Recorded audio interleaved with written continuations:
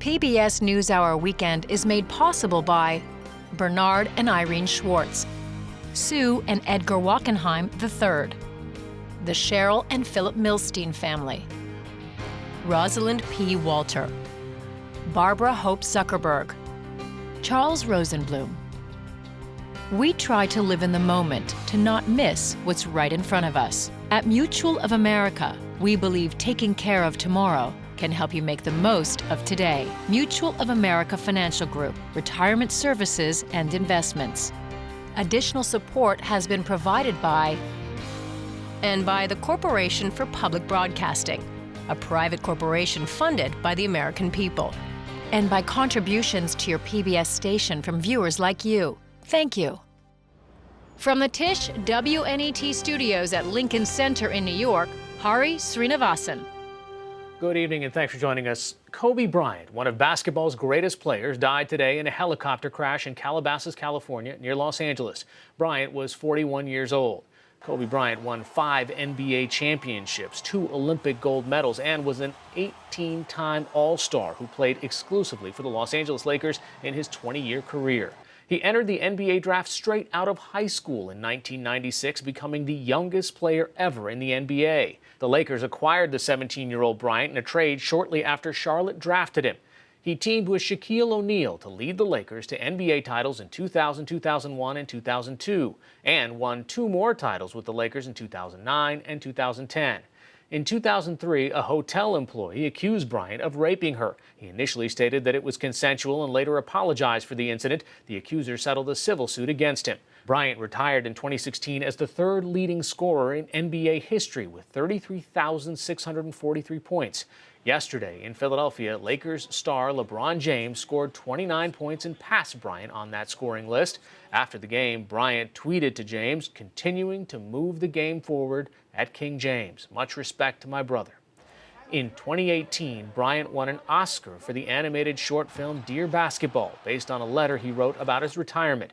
4 other people on board the helicopter were also killed in the crash today. The crash happened around 10 a.m. Pacific time on a hillside about 30 miles northwest of downtown Los Angeles. A spokesman for the FAA said it was a Sikorsky S-76 helicopter. The other victims were not identified as of late this afternoon. Bryant was married and had 4 daughters. We will have much more on this story on our website at pbs.org/newshour tonight. China's government said today that it is working on diagnostic test kits to detect the coronavirus, but admitted that the ability of the virus to spread is getting stronger. China's health minister said the country is entering a, quote, crucial stage and announced 15 more deaths today. The number of confirmed cases in China has now risen to nearly 2,000, and the outbreak has already killed 56 people. The U.S. consulate in the city of Wuhan, where the outbreak began, is evacuating its staff and some private citizens on a charter flight. Wuhan and more than a dozen other Chinese cities remain under lockdown, with travel bans in place for tens of millions of people. In the U.S., at least 2 more cases were confirmed this weekend, both in Southern California. Both patients recently traveled to the city of Wuhan. They are reportedly hospitalized and receiving medical treatment. 2 other U.S. cases were reported last week in Washington State and Chicago.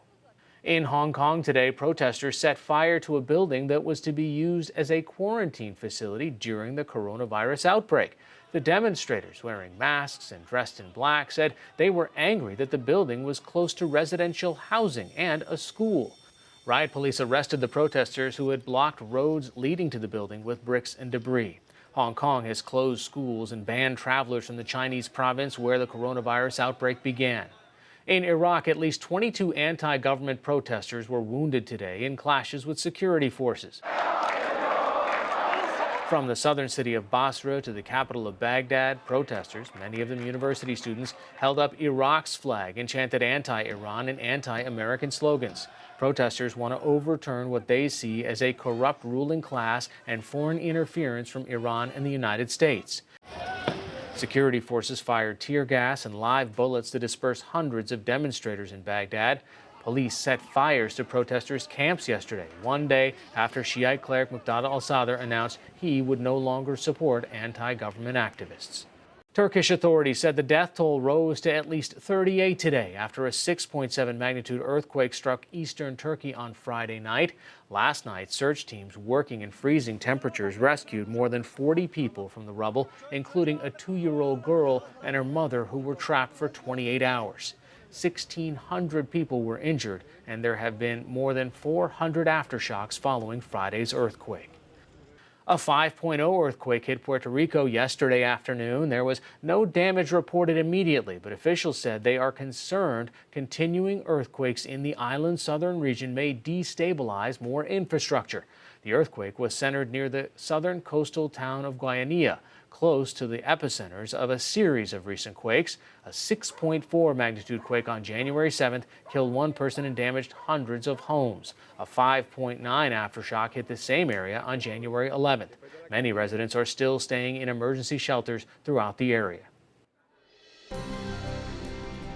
For more on what's happening in the U.S. and around the world, visit pbs.org/newshour. The blues has been around as a musical style for some 150 years, and like many art forms, it has its conventions, its patterns, and its subject matter.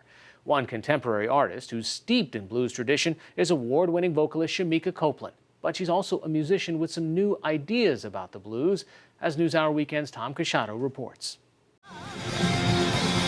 Shemekia Copeland might seem at first like an artist out of step with her generation. I grew up in the middle of Harlem during the hip-hop era. So all my friends were listening to rap music, and that's where a lot of the rappers came of age, right there in my neighborhood. Kool Moe Dee and Big Daddy Kane. R-A-W, a terrorist, here to bring trouble to phony. I like that stuff, but I was mostly in my room listening to old blues records. I was listening to Ruth Brown. I'm going home on the morning train. I'm going home on the morning train. Coco Taylor. Make love to crocodile. Etta James and Ella Fitzgerald. So I was obsessed with these just voices, you know. In a bar down in Texas, in a poor part of town. It was about second grade when I realized I wasn't like the other children, because I had this one teacher that hosted a talent day, and she would have all the kids get up and do something in front of the class. The boys would get up, they would rap, and the comedians would do arm farts. And of course, all the girls would get up and they'd sing pretty love songs. I was watching this and I'm like, well, I can't sing pretty and I don't know how to rap, so what am I gonna do? So I get up there, finally, toward the end of the year, I built up my courage and I got up there and I said, I'm a woman, I can make love to a crocodile. It was an old Coco Taylor song. I got myself in a lot of trouble. My mom had to come to school and explain to the teacher that I was a blues singer. That's all she said. Like, that was gonna help my cause. I had to get the whole it's not appropriate to sing that in class speech, although my mom was very proud of me. Her father had cause to be proud as well. He was the Texas blues star Johnny Copeland. His composition, Ghetto Child, is one Shemekia still sings today. Little boy, standing on the corner, somebody, please, won't you lend a hand? Actually, my first show I ever did out in public was at the Cotton Club. I was about 10 years old. When my dad saw me sitting in the audience, he started playing this song that he wrote for me called Stingy. I've never recorded it, but the lyrics are, I got a boy sweet as he can be. The only fault he got that I can see is he's too stingy, stingy with the love for me. And so he started playing that song, and I knew it. I was like, oh my God, he's gonna make me come up and sing in front of all these people. Oh Lord, And he did. Blues fans are glad he did, because Shemekia Copeland has charted a course pushing the blues toward new ground, though that wouldn't happen right away. Your first record seemed to deal with love gone wrong and the things that blues singers have been singing about for 100 years. Yeah. Was that by design? Were you trying to be a traditionalist, for lack of a better word? No, I was just singing about what I knew about at the time. When you're 18 years old, it's just, you know, your little relationships and loss, you know, the loss of my father and life things. Johnny Copeland passed away in 1997. He didn't get to see his daughter earn her first Grammy nomination in 2001 at just 21 years old. And that was the album where you did a duet with Ruth Brown. Yeah. And the song was about how all of us men are liars. You can tell a man is lying if you see him move his lips, yeah. Hey, Shamika, I hear you got yourself a new man. Yeah, Ruth, I do. Well, you don't sound too happy. Well, I think he's been lying to me. If he's a man, you can be sure he's lying. But come on, tell Ruth the truth. Ruth Brown is far from the only older star to notice Copeland's talent and to work with her. Others include Dr. John, B.B. King, Carlos Santana, and Buddy Guy. Still, she's very much an artist of her generation, working with songwriters to push blues lyrics into 21st century territory. For example, in the song Ain't Gonna Be Your Tattoo, she took on the subject of date rape. Just what I said wrong is anybody's guess. But the bruise on my face was as blue as my dress. And that's my way of helping the genre blossom and grow by making it more contemporary with more contemporary lyrics. And when you sing songs about a subject like date rape, do you hear from your fans? Oh God, I know I'm doing the right thing. Ain't gonna be your tattoo, end up faded and blue. I remember standing in a it's called City Winery in Chicago, and this woman came up to me and she said I had been in an abusive relationship for many years and we had just gotten into a physical altercation. I got in my car and she said, I heard that song and I never went back to him again.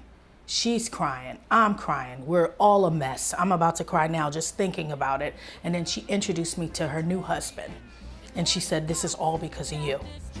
And I was done. I was like, oh my God, you know what I mean?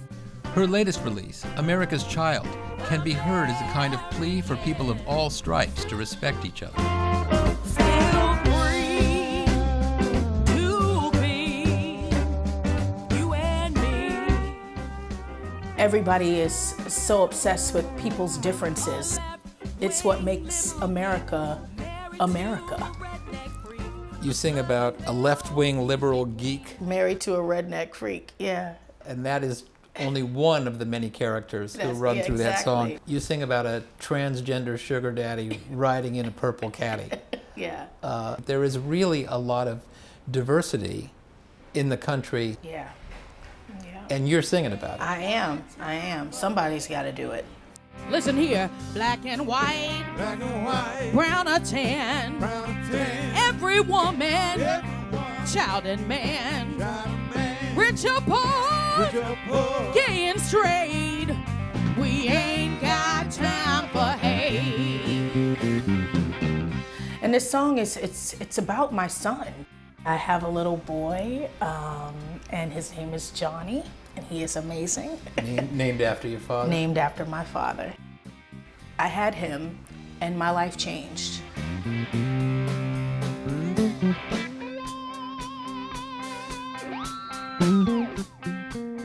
I think that I always wanted to talk about issues, and I wanted to help people, but never really felt like I wanted to change anything, or never felt like I could change anything. We're all born, then we die. And when he was born, I felt like I wanted to, in some small way, try to change the world. And I still feel that way. Some in mansions and some in mud.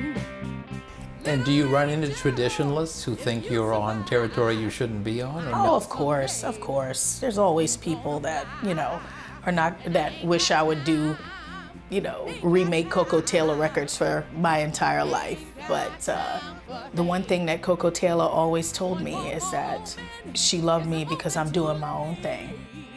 We ain't got time for hate, and I ain't got time, ain't got time, ain't got time for hate.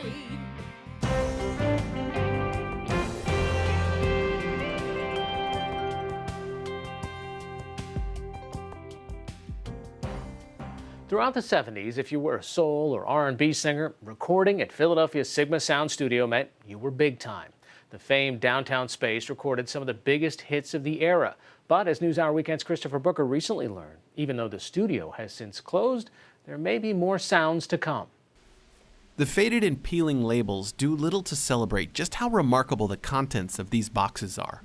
Sitting in a basement of Drexel University in downtown Philadelphia, they hold one of the most comprehensive records of the city's musical history, the recordings of Sigma Sound Studios. When you think about Stax, Motown, Muscle Shoals, Philly has to sit in there. Toby C. is the director of Drexel Audio Archives, which houses the Sigma Sound studio tapes.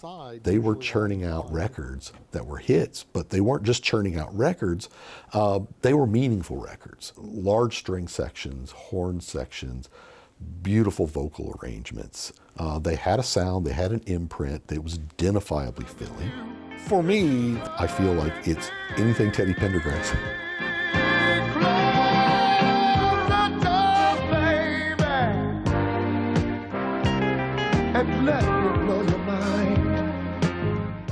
For the love of money, the OJs. Some people got to have it. Some people really need it. You'll Never Find Another Love Like Mine, Lou Rawls. I mean, I think that one is the one that I land on as a great identifier for Philly soul. You'll never find, as long as you live, someone who loves you tender like I do. Founded in 1968 by sound engineer Joe Tarsia, Sigma Sound Studios had two things going for it: Tarsia's ability to deploy the latest in multi-track recording technology, and a roster of unbelievable local studio musicians to record with. This is where super duo Kenny Gamble and Leon Huff would produce an endless array of hits.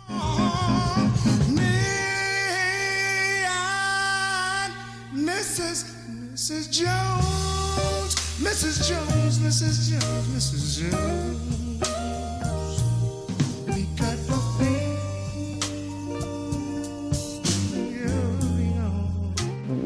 What's here? What's here is about 7,000 reels of tape on about 10 to 12 different formats. In these particular tapes, you have individual tracks side by side on a piece of tape where you record individual pieces of the recording. So these aren't the final product. So on one track is the drums, one track is the saxophone. Right, so you can listen to individual performances to individual musicians.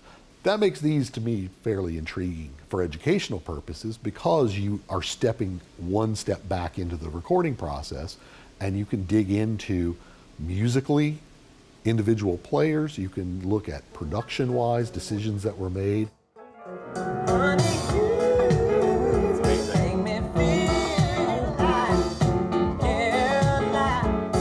Toby C. and his team have digitized tracks by many of the marquee names from the archives.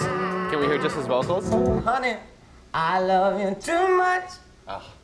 Everyone from Stevie Wonder to David Bowie, whose early version of his 1975 hit Young Americans sounds notably different from the version that was released. The piano's so different. Yeah, it's very Caribbean. Yeah.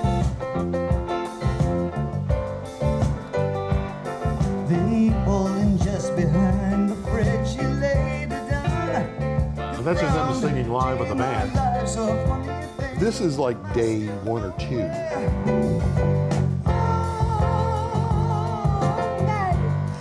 They're learning the song. Any archive is full of stories waiting to be had. There is stuff that's renowned, there's stuff that is not. There are lessons there to Why did this succeed? Why did this not? This is fantastic. Why did no one ever hear this?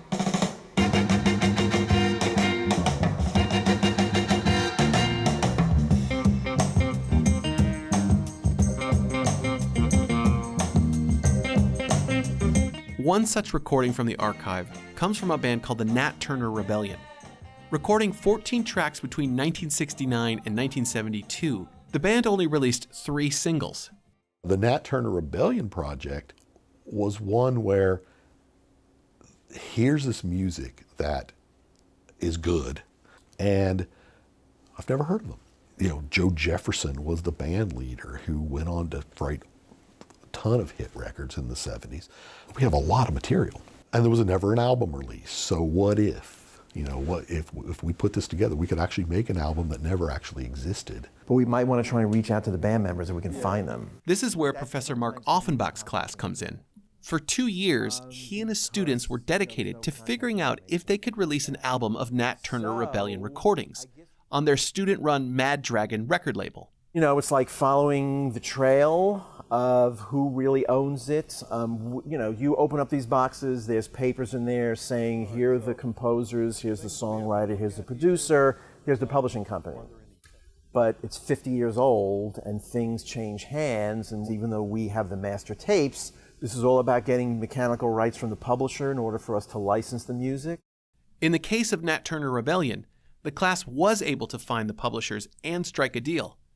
And last March, nearly 50 years after the music was recorded, the band's first and only album, Laugh to Keep From Crying, was released. I can see what's begun, a rebellion on the white father's son. All 5,000 vinyl copies sold on the very first day. And the album was written about in Rolling Stone and profiled on NPR. The Nat Turner Rebellion turned out bigger and better than I ever thought it was going to be. So from a business perspective, how many Nat Turners are in this collection? You know, I bet you there's a lot. I think we just like touched the tip of the iceberg, really. And C and Offenbach are only getting started. We're still living.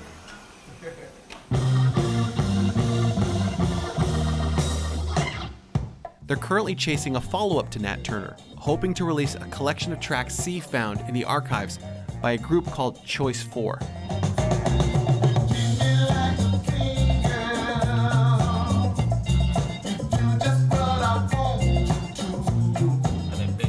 Yeah.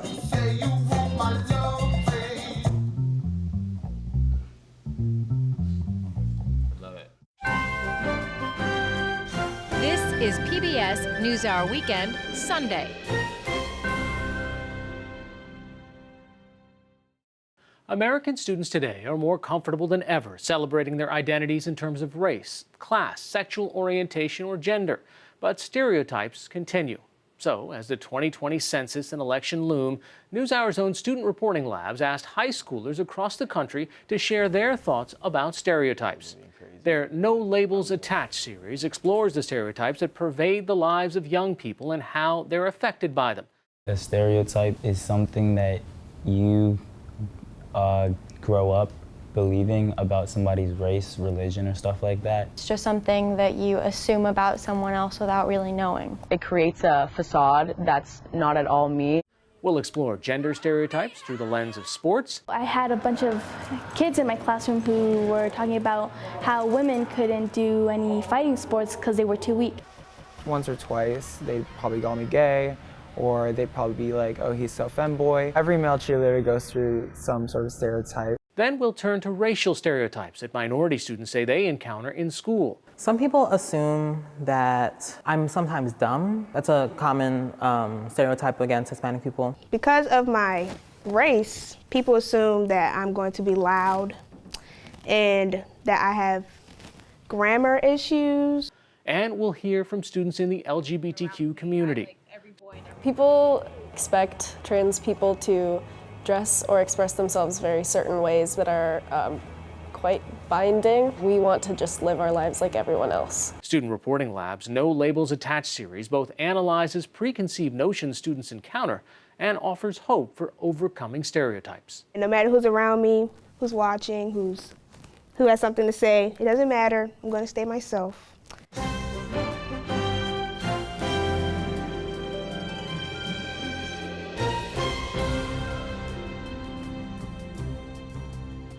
That's all for this edition of PBS NewsHour Weekend. I'm Hari Srinivasan. Thanks for watching. Have a good night.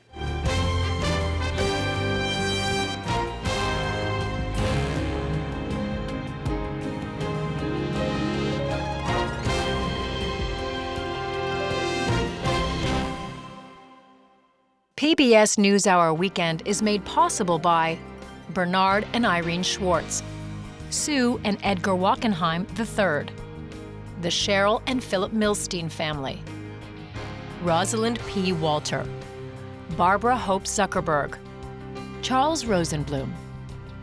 We try to live in the moment to not miss what's right in front of us. At Mutual of America, we believe taking care of tomorrow can help you make the most of today. Mutual of America Financial Group, retirement services and investments.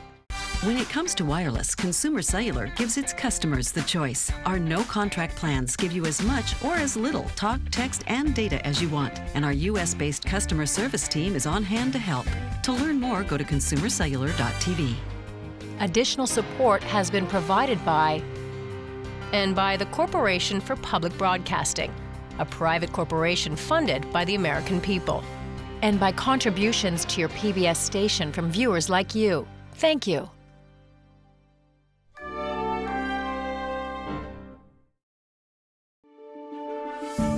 You're watching PBS.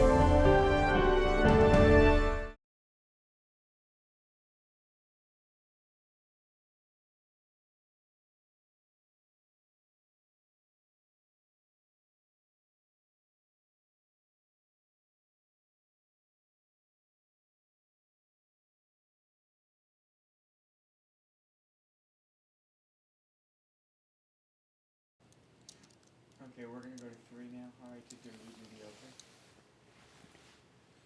Okay, don't strain yourself.